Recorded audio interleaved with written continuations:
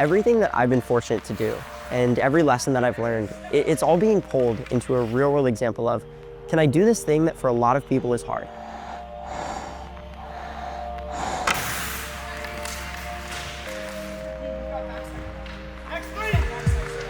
My name is John Piehowicz, and I'm the head ice hockey coach at Thomas Worthington High School.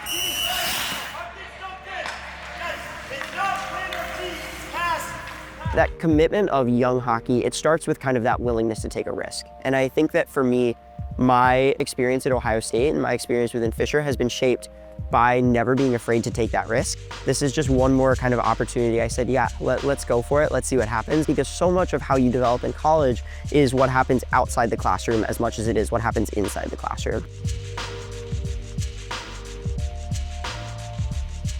I played ice hockey from essentially when I was 12 years old all the way through my high school career. So about 7 years. When I was 14 years old, I picked up officiating ice hockey. So I've been fortunate enough to officiate hockey, doing district finals, doing higher level games, ACHA, even some college club games actually on this rink, which has been kind of fun. From a younger age, I was able to see the impact that a coach has the opportunity to make on players. And I knew that that was some level of impact that I wanted to make as well.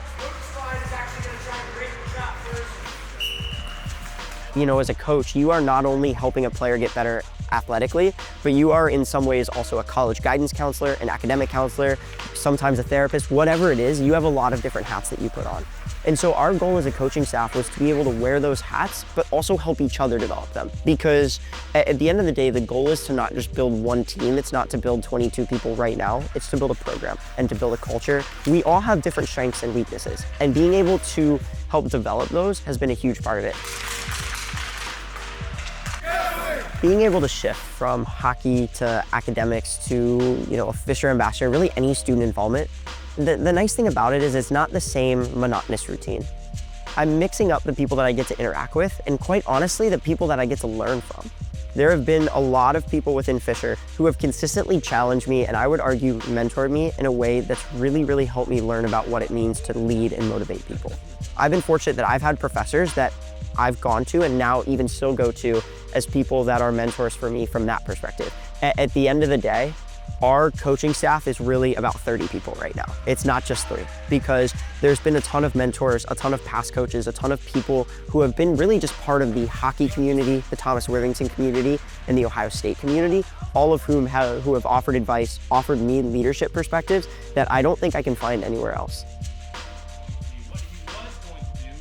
I've made every mistake a Fisher student, a hockey coach can make. All of those mistakes, all of those opportunities, the good, the bad, and the ugly from my time within Fisher have gotten me to where I'm at now.